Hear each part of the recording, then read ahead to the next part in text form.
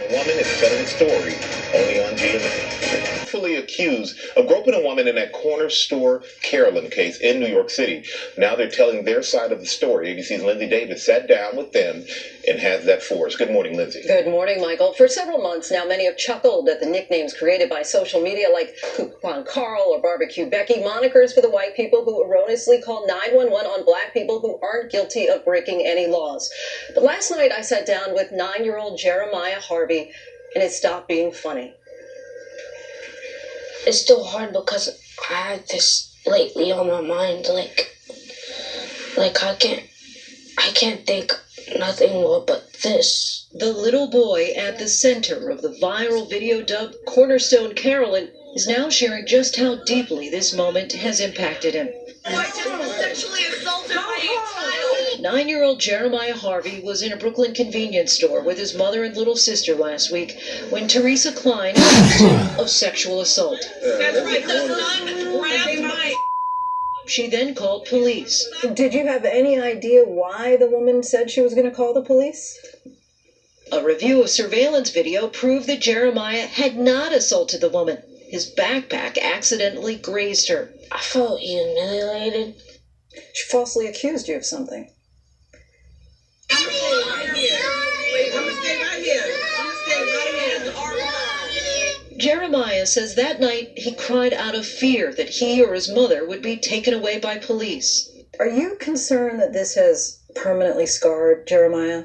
Yes, I certainly am. It was devastating for him because even after walking away, he was pointing to, patrol cars on Flatbush Avenue and saying, "Mommy, are they here to take you away from us?" And now, more than a week later, Jeremiah still visibly traumatized by the incident. To be having a conversation with your son about sexual assault at the age of 9, I never thought I would be having this conversation with my son at all. A little while ago, while Mom was talking, you started tearing up. Can you tell us why? I started to tear up.